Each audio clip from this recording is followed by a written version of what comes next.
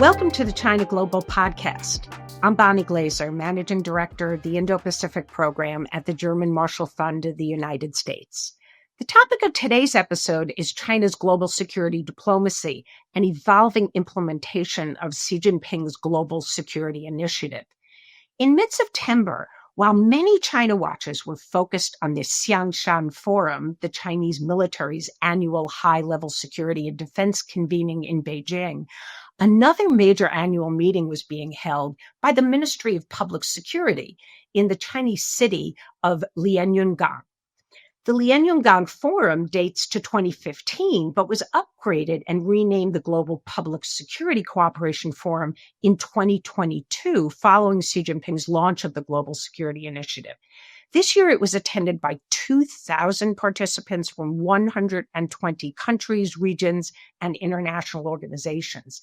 The theme was Shaping Global Public Security Together, United Action to Tackle Diverse Threats.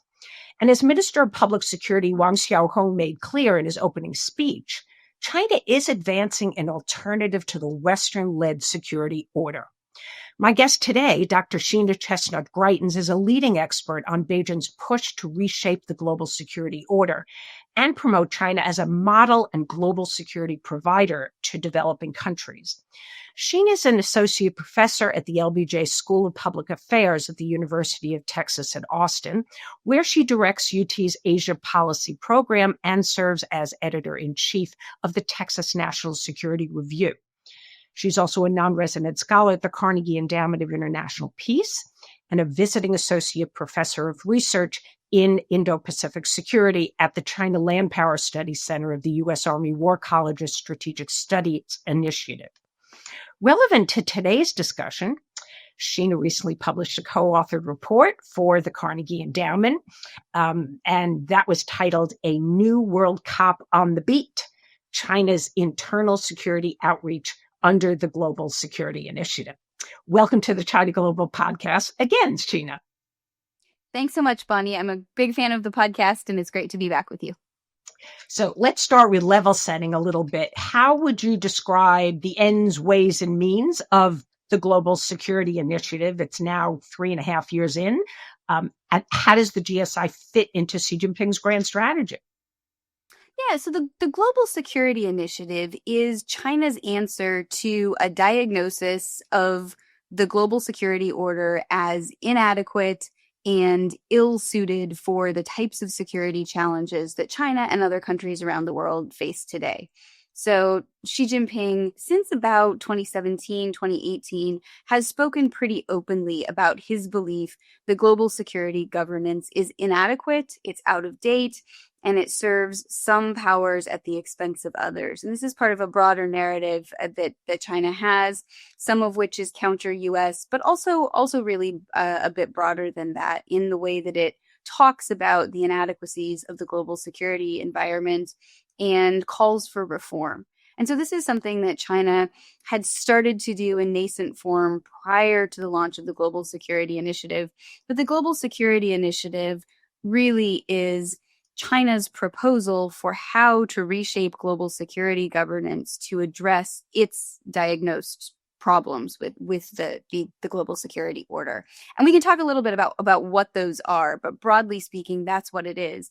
The other thing I think it's really helpful to understand, well, two things. One is that the Global Security Initiative is one of what are now referred to as of September as the 4 major initiatives: the Global Development Initiative, the Global Civilizational Initiative, the Global Security Initiative, and now the Global Governance Initiative. And these are sort of a Chinese blueprint for reorganizing or shifting around world order and global governance.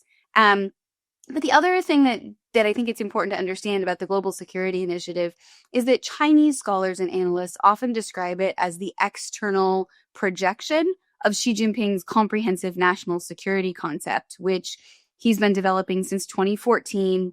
It's his theory of how to make China's socialist system and the Chinese Communist Party's leadership of that system secure. So it's really a grand strategy aimed at regime security and party security. And because it's very internally focused and uses a lot of internal security tools, those also play a much bigger role than we might otherwise expect in the global security initiative. So that's why that piece is important to understand, because it helps us understand why China is using some non-traditional or different types of security cooperation and security tools to actually implement the GSI. Great. So I know you followed this Global Public Security Cooperation Forum closely. So what's your read of the outcomes? What was announced, and why should we be concerned about this particular convening? It's a great question. I think that, first, one of the major outcomes actually, as of last night when I was looking, hadn't been released yet. And that's a new global public security index that China launched for the first time in pilot phase last year. And it only had about 13 countries. And this year it was supposed to be expanded to cover 50 countries. But it is China's effort to develop an index that measures the performance of different countries on public security. And your listeners may not be surprised to hear that in last year's inaugural index, China ranked as the safest country in the world with an 86 out of 100 on the scoring metric. And the United States fared pretty dismally at 69. And so this is, I think, part of a broader effort that the Lianyungang, or the Global Public Security Cooperation Forum, is engaged in to try to do some different standard setting around what security is, and therefore to also reshape global conceptions of who's good at providing that security, to place China as a leading global security provider, to legitimate its use of, for example, surveillance technology and other high-tech policing, and its overall model of internal security as the thing that has led to China being the safest country in the world. And so this idea of safe China or peaceful China as a model or an example is also part of the rhetorical framing. And so one of the outcomes that I think China looks at as very successful is simply the one you already mentioned, which is that around 2,000 people from 120 to 130 countries, regions, and organizations showed up and had the conversation that China convened on the terms and using the framework that China set. And that, I think, is a change in the convening and the standards and the frameworks by which we've often talked about global security, that both legitimates China's approach, but also positions it as a leader in that space. And I think the forum does a couple of other things. It helps promote the export of Chinese surveillance and police technology companies, right? So it has some more practical benefits. It's a very efficient way for the Ministry of Public Security to conduct a lot of bilateral diplomacy. And so we saw, for example, an announcement that Vanuatu might be reaching a new police cooperation agreement with China that appears to have maybe come out of a face-to-face meeting at the forum last week. And it's also a place for China to make some high-profile announcements that highlight its role as a leader, a convener, and an organizer of global security work. So I think all of this, sort of shifts the conversation about what global security is and who's good at providing it in ways that reduce the centrality of the United States and really put China at the center and leadership position. That's where I'd start. What do all these countries, as well as the regional and international organizations that have signed up to the Global Security Initiative and are attending this forum, what are they gaining from participating in it?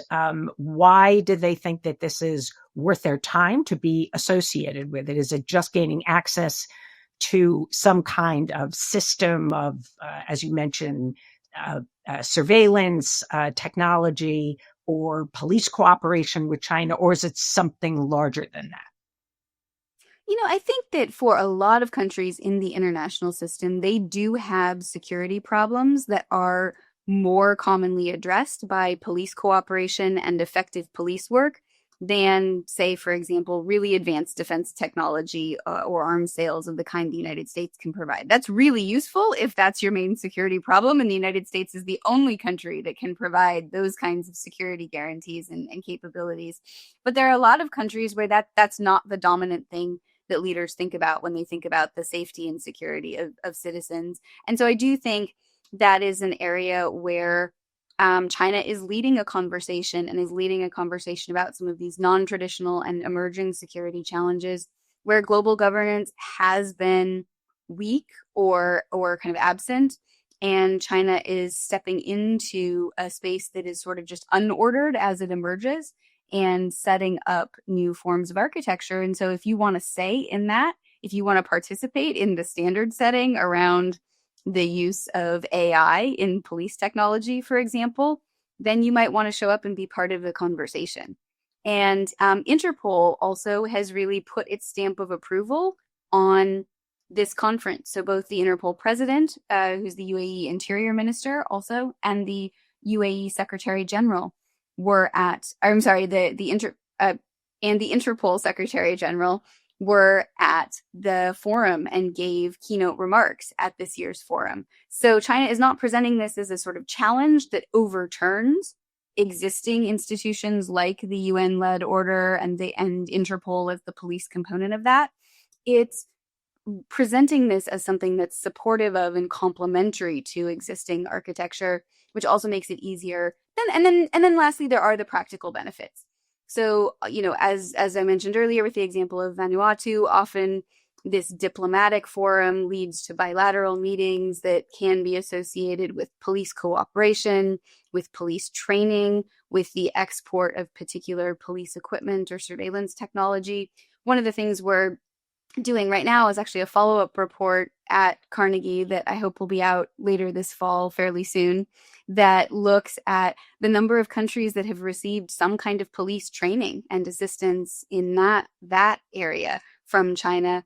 And it looks like it's, around 130, 140 countries that we've been able to find record of partnering with China and receiving some kind of police training. And so those are really concrete benefits that might also draw countries into the conversation. So I think all of those motivations just sort of make sense for a country to send somebody to try to have a seat at the table.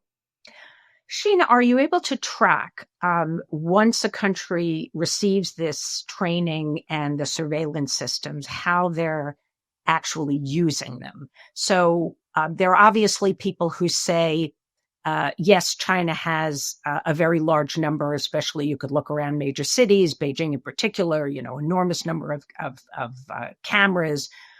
But actually, London has a higher density of security cameras than Beijing has. But you and I, of course, would say, oh, well, a Western democracy is not using these security cameras in the same way than Beijing is. But as Beijing provides the technology to other countries, are they using them in the same way that Beijing is using them? I mean, actual police training and providing this technology provides opportunities, but how do we know how they're actually being used? That's a really important question with an answer that is not as clear as I think it should be. And so we're actually doing some research now to try to understand that. We haven't fully been able to look at the impact of things like police training combined with surveillance technology, which is where I would expect the biggest effects. But in another project that I've been doing with a co-author who's based in Australia, we looked at the export of Chinese surveillance technology, particularly the safe city platforms that get used a lot in policing by Huawei or other Chinese tech company equivalents. And interestingly, one of the things we find is that the negative effects on, protest or pro-democracy activity or, popular movement, civil society organization is actually the negative effect on all of those things is actually really concentrated in autocracies. So if a country is autocratic, it's probably importing a Chinese system for some similar reasons and using it in a similar way. And there we do seem to see a similar impact. The sort of, more pro-authoritarian or supportive of authoritarian governance type of impact. Interestingly, that effect is much more muted in democracies. And we think that the reason for that is that if you take a policing tech platform and you put it in a democracy, but you have really strong protections on how the data can be used, on citizen privacy, on the rule of law, all of the things that constrain how the police can use surveillance technology, that actually does appear to have a protective effect. Now, I would put two caveats on that, right? This might still be really concerning if it goes into a democracy, because some democracies don't stay democratic. And we've seen all around the world in the past few years a real wave of democratic backsliding or autocratization. So if you put a system in a country that has strong safeguards, it might be fine until the system's not as democratic anymore. The overall country's political system isn't as democratic anymore, and then the technology might be misused. We haven't been able to trace that process yet. It's something I'd like to do, but I think it's a risk. And then the other issue is just that there are other reasons why a Chinese use of a Chinese surveillance platform or Chinese police training or police presence might have other strategic effects that the recipient country or the United States and its allies and partners might care about in that recipient country, that don't necessarily have to do with democracy, but have to do with the other political effects that technology could have. So in the Carnegie piece, you noted the Federated States of Micronesia and Fiji led a successful effort to reject China's Common Development Vision, which apparently included an offer to provide police training. So are these outliers? Are there other documented cases of countries rejecting or altering the adoption of China's surveillance technology?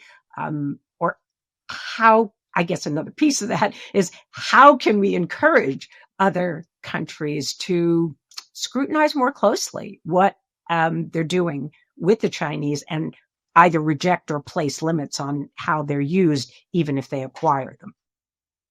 Yeah, so the case that you mentioned, the rejection of this common development vision and the security pact that it seemed to include, isn't a complete outlier. We have other cases where public society pushback in cases like the Philippines and Malta led not necessarily to the complete de-adoption of a Chinese safe city platform. It didn't necessarily produce what we call rip and replace, right? You take the whole system out and put something else in.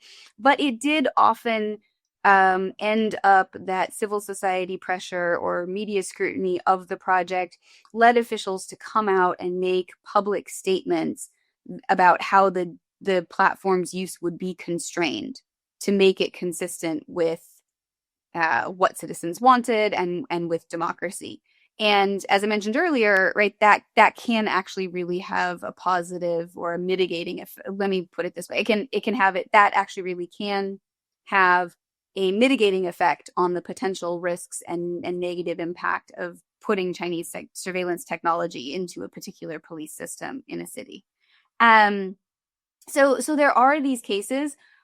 We also should probably assume that there are other cases that we didn't read about in the news where there might have been intragovernmental debate, or where there might have been quiet conversations among countries to try to discourage adoption of these platforms or this technology or acceptance of Chinese surveillance assistance, that we just don't know about because it didn't ever come out in the news. For example, I did a podcast a couple of weeks ago with John Feiner, who was the former Deputy National Security Advisor, and he talked about a couple of instances in which they had some specific concerns about Chinese military or security presence and had quiet conversations about not necessarily blocking that altogether, but maybe limiting it. I'd refer you back to the podcast so that I don't get the details wrong. I'll let him speak to that part on the podcast, and he does it well. But we don't know what conversations like that might be happening behind closed doors. There are these sort of set of cases that are public, but I think one of the important things about the second part of your question is just for states to really understand what the risks potentially are. So some of the time, the people who are being approached to make these decisions about Chinese surveillance technology or police equipment are subnational officials who might not have had a lot of experience with global politics and foreign policy. They might or might not know a lot about how the tech stack works and therefore be able to technically assess the risks. So I think there's a technical assistance piece just in terms of understanding what you might be signing up for, but also a broader question about whether this introduces dependence that could subsequently be used to pressure a country to take a political stance on an unrelated issue. So we've seen that China's economic heft and economic, size has been used sometimes in cases of economic coercion, targeting particular industries or particular sectors in an attempt to pressure a country if it took a political stance on something that China didn't like. And here you're actually talking about something pretty fundamental, which is a country's security and its ability to maintain law and order. And so becoming dependent on any outside power, but especially maybe the PRC, could raise some real concerns that if I was a recipient country, I would want to think pretty seriously about. And so I think having that conversation is really helpful. But I guess the last point is I think that the United States ought to be pretty careful because China is in some cases providing global public security goods and forms of assistance that aren't easy to come by if you are a country struggling to maintain public safety. And that's a legitimate goal for a democratically elected government. It's a legitimate safety is a legitimate thing for citizens to care about. And so I also think that, one of my recommendations would be to be very careful about sort of not acknowledging that there's a legitimate need there that is sometimes, not always, sometimes driving the conversation and driving the turn to Chinese assistance if other assistance is slow, expensive, ineffective, or just not available.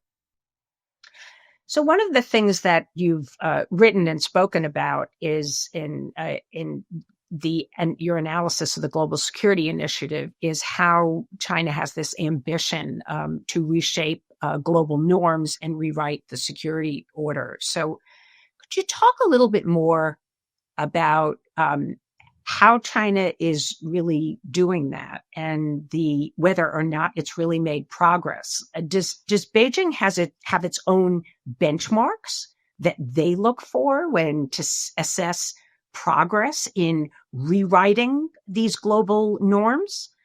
And do you think that they themselves think that they're making good progress? Yeah, I think one of the things I find most interesting about the Global Security Initiative is that it is an initiative. It is a mobilizational exercise by the Chinese party state in the foreign policy domain. And it is not a plan with sort of very clear metrics. There starting to be some goals and some things that China wants to accomplish. But I actually think of it very much as, if you think about the discussions scholars and others have had on campaign style governance in the domestic context, where the party state will launch a campaign to try to achieve an objective. And, one of the characteristics of that is you often have a lot of really big rhetoric and, really sort of rhetoric and discussion that at a top level makes it sound like there's a lot of consensus. And then under the hood, there's a ton of diversified implementation and experimentation and flexibility about how you try to achieve that objective. And that's actually one of the things we see with the Global Security Initiative and things like the Global Public Security Cooperation Forum is you get the top line numbers, right? 2,000 people from 130 countries. This is a way of portraying consensus under Chinese leadership. And then if you actually look, there's this hugely varied set of activities where Hungary is not doing the same thing that Fiji is doing, and Fiji is not doing the same thing that, a regional dialogue in Latin America with police chiefs is doing, or something like that, right? And so the implementation is actually very, very diverse and not consistent, which makes metrics really challenging. So I think the Global Public Security Index as an exercise in standard setting is one of the, more visible things to point to where China is laying out metrics where it's already succeeding, but has some room to improve, right? That's the interesting thing about an 86 is it was, a leader better than everyone else, but there's still a lot of room between 86 and 100 to then point to and say, look, and China's gotten better 5 years from now. So I think that's part of it. The other thing that I think is really interesting when you go and read what Chinese scholars at police universities and at some of the places in China that write about GSI and that write about China's law enforcement cooperation abroad, if you look at what those folks are saying and writing, they often describe the belief that China's police and China's sort of approach to internal security has an international image problem. And there are very clear discussions about one of the reasons to do this is to dispel misunderstanding of China's model, highlight its strengths, and really convince people, win people over to support China's way of approaching this problem. And so part of this, I think, is actually an exercise in normative persuasion. And that's a big piece of it, which again is pretty hard to measure. I've seen articles that attempt to sort of map discourse and try to do that. But the final piece of this is just that I think the establishment of new mechanisms of security cooperation that get participation from other parts of the world is the other metric that matters for GSI, because GSI, which is increasingly being paired with the Global Governance Initiative, GSI is partly about global security governance. What does that look like? That looks like creating a massive new forum, the Global Public Security Cooperation Forum, that's actually bigger than the Xiangshan Forum hosted by the Ministry of National Defense. Xiangshan got a lot bigger this year than last year, which I thought was interesting. So that gap kind of closed. But the Global Public Security Cooperation Forum is China's largest global security gathering. That's where a huge sort of part of center of gravity for the PRC is in terms of thinking about what its global security engagement looks like. And then along with that, and we talk a lot about this in the Carnegie report, and I want to just give a shout out to my two co-authors, Isaac Carden and Cameron Waltz, for all the work it took to build a data set that let us take a look at this really with a lot of empirical data and rigor.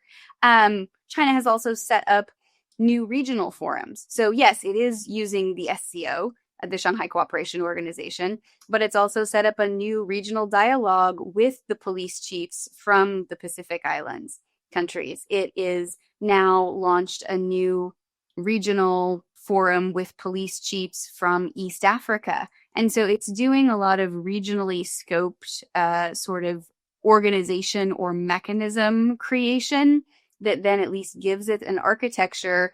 And some of those will probably build faster and become more substantive more quickly than others. But you can actually see the architecture and the mechanisms being put in place.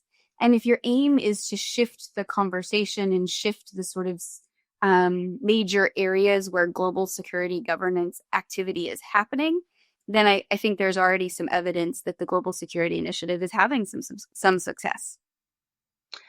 So finally, Sheena, you talked a little bit about potential policy responses. How do you think that the U.S. and like-minded countries should respond to the Global Security Initiative and China's efforts to reshape the global security order to this big global public security cooperation forum?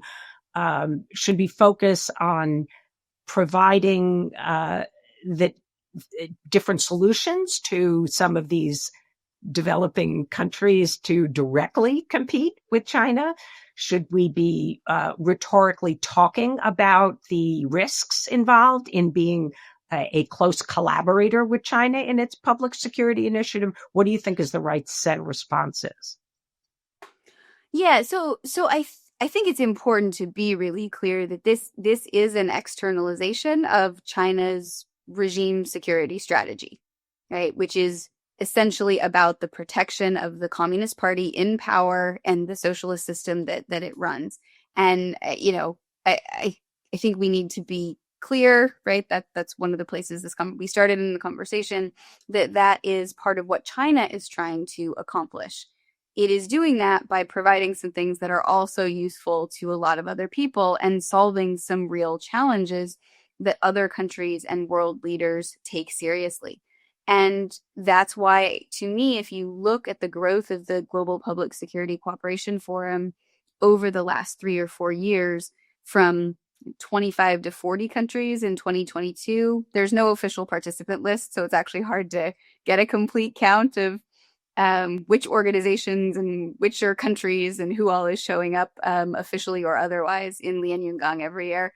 But if you look, there's no question that it's grown from 25 to 40 countries in 2022 when it was relaunched to over 100 today. We counted somewhere around between 110 and 115 countries that sent official participants to the Lianyungang Forum, right? That tells me that the effort is getting some traction and that there are a group of countries that see that this is an important set of global security challenges that are not getting solved in other fora. So I think first, just acknowledging that there is room for improvement in global public security and in this non-traditional area of security and public safety that China is trying to lead in, and that the current international environment and global security environments created an opening where China's solutions, especially when they're the only game in town, can seem really appealing. I think that's a really important first step, because showing up and saying, well, don't do that if you don't have a positive, proactive set of possible alternatives just is going to be a frustrating set of global conversations. And I don't think that's going to be constructive for the United States or its allies and partners. That said, right, this is a form of security assistance that the United States has typically been either pretty cautious or limited in how it provides. And I think the United States is going to have to actually think really strategically about where and how it chooses to compete. I don't personally think the United States or Australia or other U.S. security partners should probably be in the business of trying to outbid China in strengthening the repressive apparatus of a highly authoritarian state. That doesn't seem like it's a good idea normatively. It also has gotten the U.S. some real blowback if you look at cases where the United States provided security assistance to non-democracies during the Cold War, which is one of the things I looked at as part of the work for my first book. So I think, the United States first has to decide where is it willing to compete, and then, where is it in the United States' interest to compete? Because if the United States decides not to try to compete with China using those tools in particular countries, then it has to look at, is that country strategically important? What are the United States or its partners' strategic interests? And what are then the other tools that could be used to try to accomplish those ends? And I'm going up to a very high level of abstraction there, but that's partly because this is a process that really has to probably be set at a national leaders level. And for the United States, I think it probably has to be done in the White House or by the NSC because of the diverse array of actors involved in security assistance across the U.S. system. U.S. interagency is actually not, I think, in my view, very well postured to compete with this kind of security assistance because the law enforcement capacity building that we do is fairly decentralized. And so that is going to make a very complex set of, I think, conversations across those different parts of the interagency to figure out what the United States could do, where it's in the United States' interest, and what the alternatives are if the United States opts not to compete in a particular country. Are there other ways that the United States, other tools the United States has to accomplish what's strategically important? So, for example, Australia has much deeper familiarity with some countries in the Pacific Islands, and it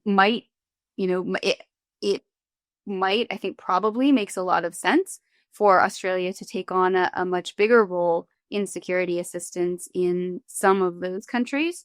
I'm not sure the United States should try to duplicate. And so there's also a really interesting conversation about how to make cooperation with allies complementary and create a productive division of labor. But again, the sort of bottom line that this leads me back to is that's going to be really complicated to weigh the strategic interests and the constraints and the tools available in the US and with allies and partners.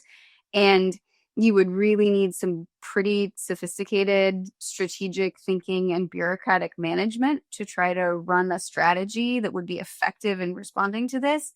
And I think that's part of why a couple of administrations, as this challenge has moved to the forefront of China's foreign policy, had struggled to figure out how to mount an effective American and global response that's constructive. We've been talking with Dr. Sheena Chestnut Greitens. She's an associate professor at the LBJ School of Public Affairs at the University of Texas at Austin and director of UT's Asia Policy Program, has lots of other hats, and recently published a terrific piece, co-authored, and you can find it on the Carnegie Endowment of International Peace's website. It's called A New World Cop on the Beat, China's Internal Security Outreach under the Global Security Initiative. And thank you, Sheena, not only for joining us today, but for all of the really terrific work that you're doing on China's security apparatus and its Global Security Initiative. And of course, the Lianyungang Forum. Thank you so much. It's great to be able to have the conversation with you today. And thanks to everybody who's listening.